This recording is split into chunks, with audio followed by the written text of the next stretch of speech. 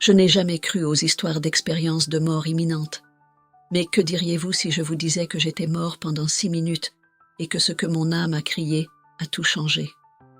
Je m'appelle David et en tant qu'ancien directeur marketing qui a créé des campagnes à des millions de dollars, je pensais comprendre la persuasion et la psychologie humaine. Je me trompais complètement sur la réalité spirituelle derrière l'addiction. Ce que j'ai découvert va vous choquer. L'addiction n'est pas seulement physique ou psychologique. C'est une guerre spirituelle et à la fin de cette histoire, vous connaîtrez les armes spirituelles exactes qui peuvent briser n'importe quelle chaîne qui lie votre âme. Mais laissez-moi vous ramener au début de cette bataille spirituelle, car ce qui est arrivé ensuite était au-delà de tout ce que j'aurais pu imaginer. Pendant 10 ans, l'alcool était mon maître. Ça a commencé innocemment, comme toujours. Un verre après le travail pour décompresser, puis 2 verres. Ensuite, j'avais besoin d'alcool juste pour me sentir normal. Je me disais que j'avais le contrôle, mais la vérité était bien pire. J'étais un directeur marketing à succès, marié et père de 2 jeunes enfants, et de l'extérieur, tout semblait parfait. Mais à l'intérieur, je me noyais. Chaque matin, je me réveillais avec cette honte familière, me promettant qu'aujourd'hui serait différent. Aujourd'hui, je ne boirais pas. À midi, l'anxiété commençait à s'immiscer. Le soir, j'étais de retour à la bouteille, me disant qu'un seul verre suffirait pour me calmer. Un verre est devenu 5. 5 sont devenus 10. Le cycle était implacable. Ma femme Claire a essayé de m'aider. Elle vidait mes bouteilles dans l'évier. Elle me suppliait de demander de l'aide. Elle pleurait en s'endormant pendant que je m'écroulais sur le canapé. Je suis allé à des réunions des alcooliques anonymes, mais je n'étais pas prêt. J'ai essayé la thérapie, mais je n'étais pas honnête. J'ai essayé tout sauf me rendre véritablement compte que j'étais impuissant face à cette addiction qui consommait mon âme. Mais laissez-moi vous ramener au début de tout cela.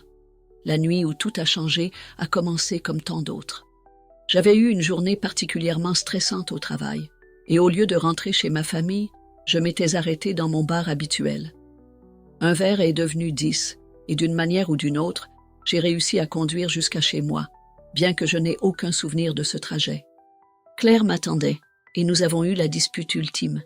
Elle a menacé de prendre les enfants et de partir. J'ai crié qu'elle ne comprenait pas la pression sous laquelle j'étais. J'ai dit des choses qui me hantent encore. Après être allé au lit en pleurant, je me suis assis dans mon garage avec une bouteille de whisky, me sentant plus seul que jamais dans ma vie. J'ai bu jusqu'à ce que le monde devienne flou. J'ai bu jusqu'à ce que je ne ressente plus le poids écrasant de mes échecs. J'ai bu jusqu'à ce que mon cœur ne puisse plus supporter. Mais voici ce qui va vous surprendre.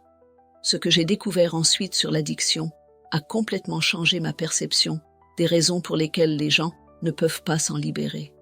Il y a une dimension spirituelle à ce combat, à laquelle j'étais totalement aveugle. Chaque verre que je prenais ne faisait pas qu'empoisonner mon corps. Il ouvrait des portes vers des ténèbres que je ne savais même pas existantes. Puis est venue la nuit qui a tout changé. Alors que je restais assis là, dans ce garage, quelque chose a mal tourné. La pièce a commencé à tourner violemment. Ma poitrine avait l'impression que quelqu'un l'écrasait dans un étau. Je ne pouvais pas respirer. Je ne pouvais pas appeler à l'aide. Mon téléphone était à l'intérieur de la maison, et j'étais trop faible pour me déplacer. La douleur était sans précédent, irradiante de mon bras gauche jusqu'à ma mâchoire. Je me suis effondré sur le sol en béton froid, haletant pour de l'air qui ne venait pas. Dans ces derniers instants de conscience, je me souviens avoir pensé que c'était ainsi que cela finirait. C'était ainsi que mes enfants se souviendraient de leur père. C'était l'héritage que je laissais derrière moi. Alors que l'obscurité s'installait autour de moi, j'ai senti mon cœur s'arrêter. Ce qui s'est passé ensuite va remettre en question tout ce que vous pensez savoir sur le moment de la mort. Alors que mon corps physique était en train de mourir sur ce sol de garage froid, ma conscience était sur le point de découvrir une réalité plus vivante que la vie elle-même. Soudain, je flottais au-dessus de mon corps, me voyant allongé sans mouvement sur le sol du garage. Je pouvais voir tout avec une clarté parfaite. Je voyais Claire me découvrir 20 minutes plus tard, quand elle est venue me chercher. Je l'observais crier à l'aide. Je voyais les secouristes travailler frénétiquement sur mon corps sans vie. J'ai été déclaré mort à 23 heures 47.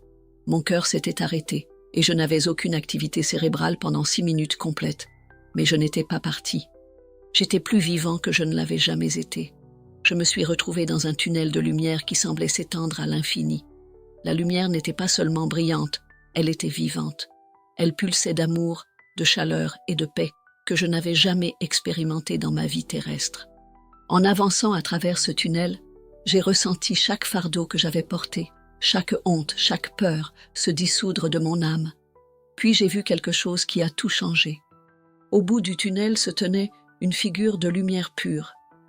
Et d'une manière ou d'une autre, je savais, sans aucun doute, que c'était Jésus-Christ. L'amour qui émanait de lui était si bouleversant qu'il me fit pleurer, bien que je réalisais que je n'avais plus d'yeux physiques avec lesquels pleurer.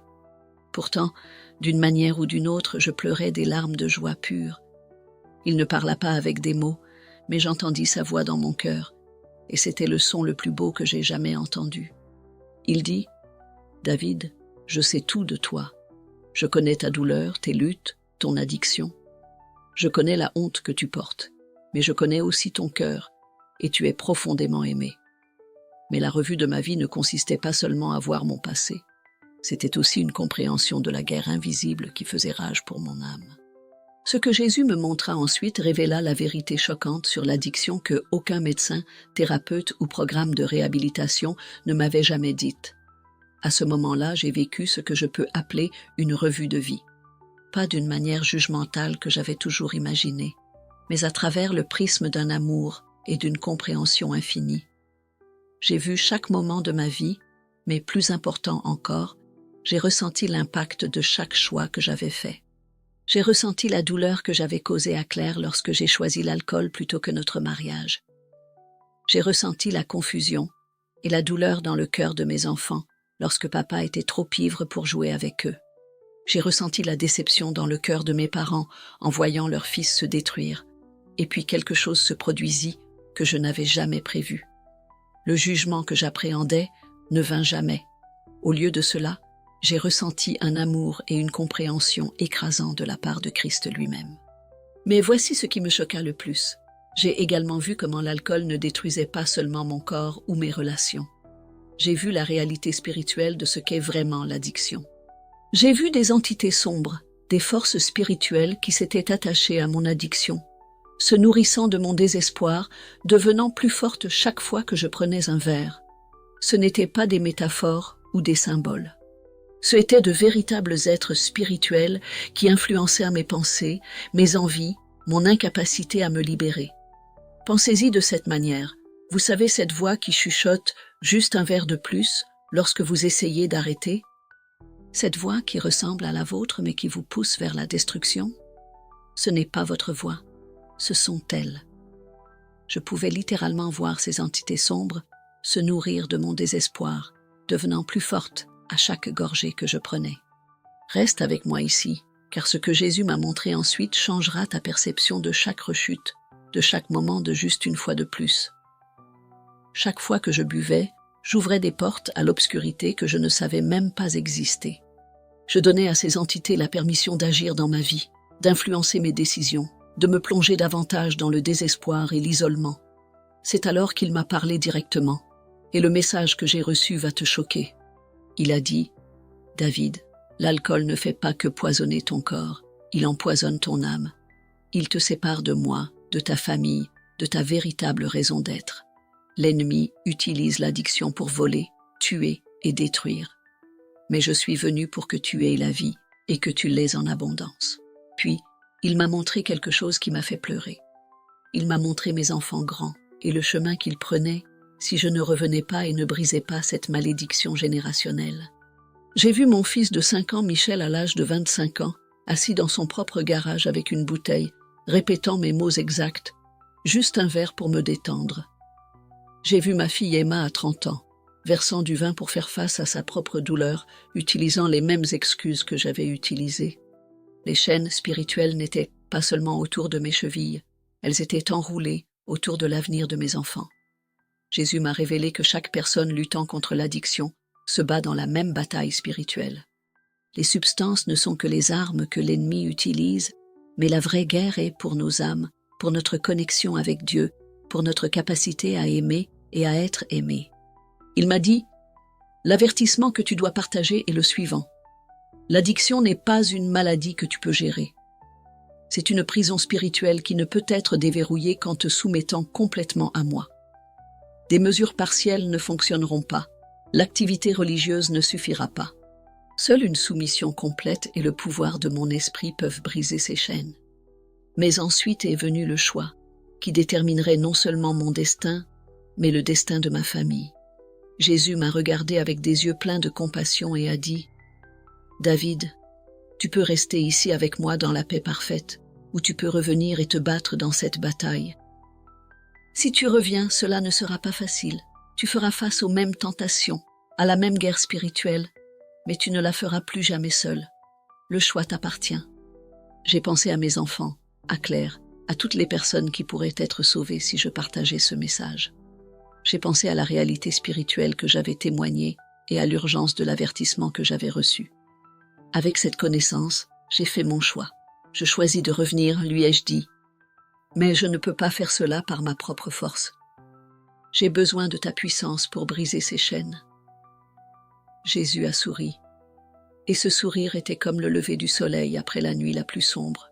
« David, a-t-il dit, ma puissance est parfaite dans la faiblesse. Abandonne ta volonté à la mienne, et je ferai ce que tu ne peux pas faire. Fais-moi confiance complètement. » Le chemin de retour vers mon corps physique était bien différent de tout ce que j'aurais pu imaginer. Mais ce qui s'est passé au moment où mon esprit s'est réintégré dans ce corps sans vie prouverait à tout le monde, y compris l'équipe médicale sceptique, que ce que j'ai vécu était indéniablement réel. La prochaine chose que je savais, c'est que j'étais à nouveau attiré à travers ce tunnel de lumière, de retour vers mon corps physique allongé sur le sol du garage. Mais je n'étais plus le même David qui avait péri 6 minutes plus tôt. Quelque chose de fondamental avait changé dans mon âme. Ce qui s'est passé ensuite a prouvé que c'était réel. Alors que mon esprit réintégrait mon corps, j'ai inspiré brusquement et ouvert les yeux juste au moment où les secouristes s'apprêtaient à prononcer le temps de décès. Mon cœur a recommencé à battre, fort et régulier. L'activité cérébrale est redevenue normale. L'équipe médicale a déclaré qu'elle n'avait jamais vu quelque chose de semblable. L'un d'eux a parlé de miracle. Mais le vrai miracle n'était pas ma résurrection physique. Le vrai miracle était ce qui est arrivé à mon addiction. Dès que j'ai ouvert les yeux, l'envie d'alcool avait complètement disparu. Pas réprimée, pas gérée, mais totalement évincée de mon être. Les chaînes spirituelles qui m'avaient lié pendant 10 ans avaient été brisées instantanément. Mais attendez, il y a quelque chose d'encore plus choquant qui s'est produit dans les semaines qui ont suivi. Le médecin qui m'a traité était le docteur Martinez, un homme qui avait vu d'innombrables cas d'intoxication alcoolique et d'addiction.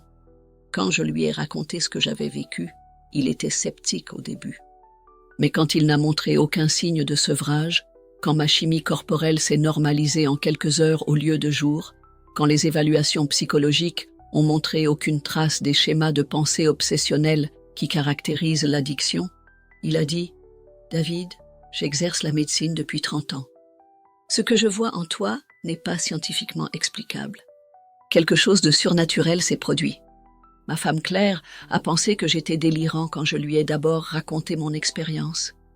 Mais au fil des jours qui se sont transformés en semaines et des semaines en mois, elle a regardé avec émerveillement le mari qu'elle avait épousé revenir lentement vers elle. La colère avait disparu. L'égoïsme avait disparu. Le besoin d'échapper à la réalité avait disparu. Pour la première fois en 10 ans, j'étais pleinement présent avec ma famille. Mes enfants ont immédiatement remarqué le changement. Un matin, ma fille de 5 ans, Emma, est montée sur mes genoux et a dit « Papa, tes yeux semblent heureux maintenant. » Mon fils de 8 ans, Michel, qui avait été distant et en colère, a lentement recommencé à me faire confiance. Claire m'a dit plus tard qu'elle avait prévu de demander le divorce la semaine après mon expérience de mort imminente. Au lieu de cela, elle s'est retrouvée à tomber amoureuse de moi à nouveau. Cette transformation dans ma famille était magnifique, mais ce n'était que le début de ce que Dieu voulait m'apprendre. Car 3 mois plus tard, j'allais faire face à une épreuve qui prouverait si ma délivrance était réelle ou si je ne faisais que vivre un moment d'euphorie émotionnelle qui finirait par s'écrouler.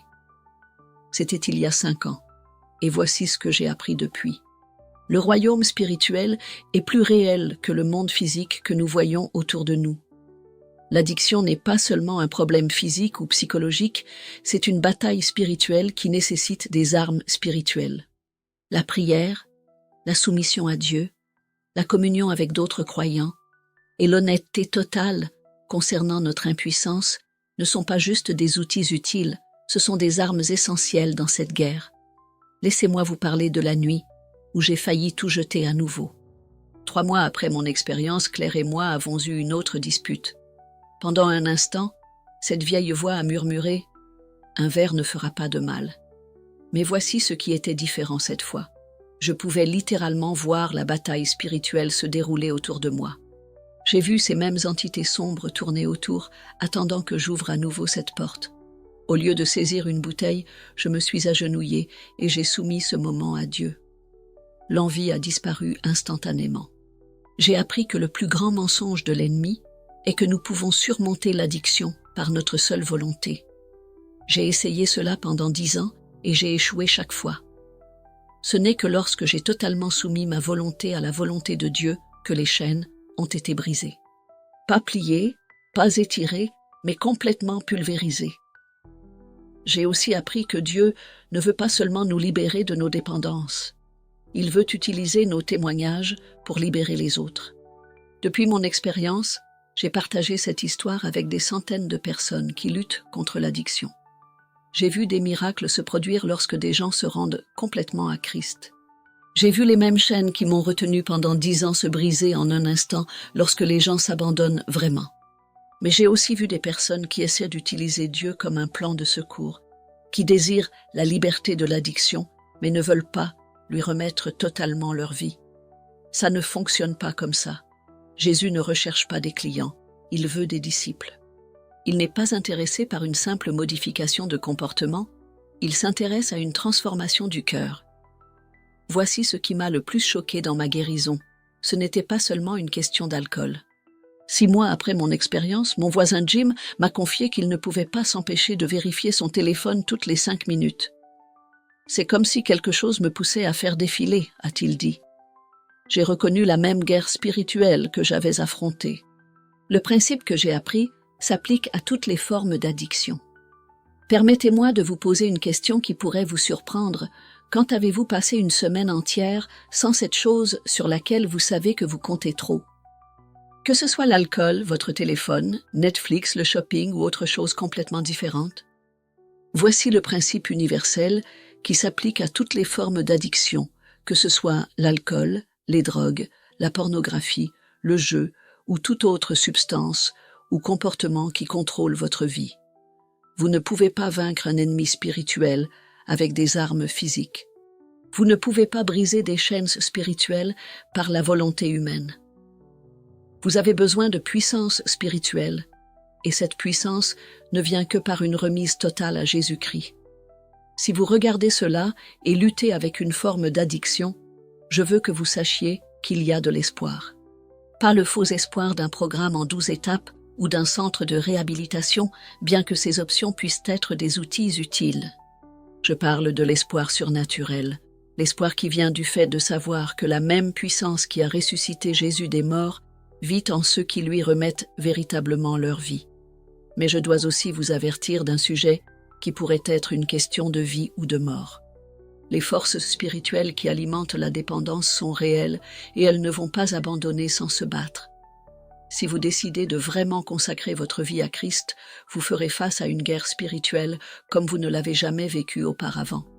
L'ennemi va essayer de vous convaincre que ce que je partage n'est pas réel, que vous pouvez surmonter cela par vous-même, que vous n'avez pas besoin de Dieu.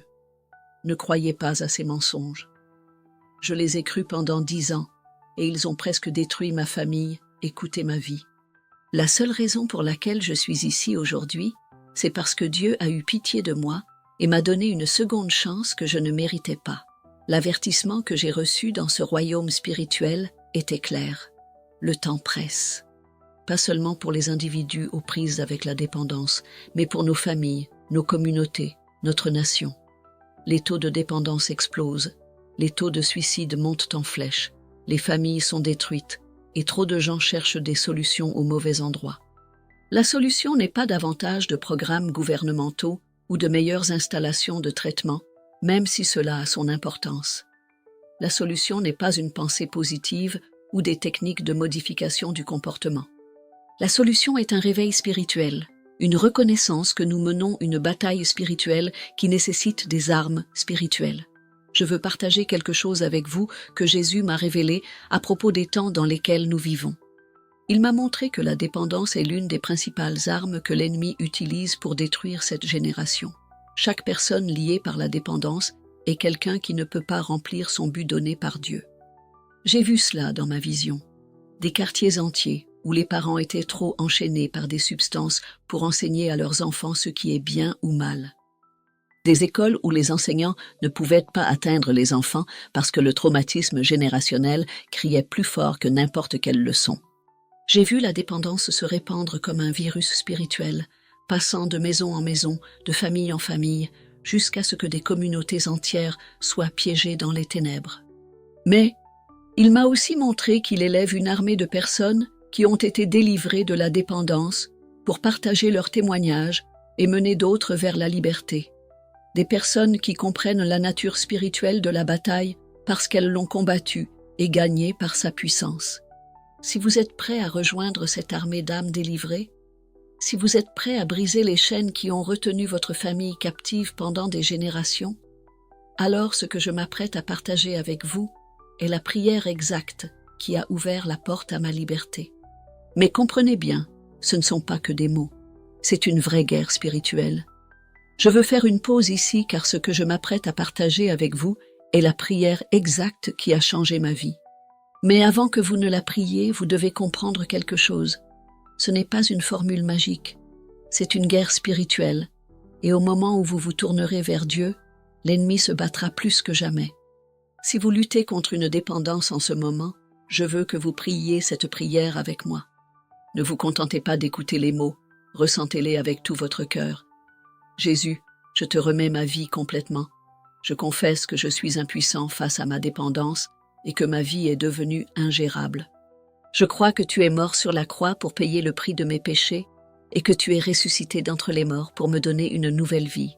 Je te demande de briser chaque chaîne qui me lie, de chasser chaque force spirituelle qui influence mes pensées et mes actions. Remplis-moi de ton Saint-Esprit et donne-moi le pouvoir de vivre la vie que tu m'as appelé à vivre.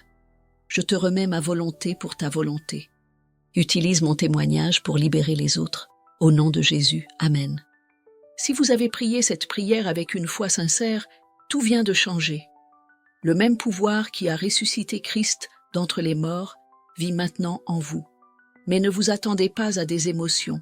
La transformation spirituelle commence souvent avant que les émotions ne rattrapent.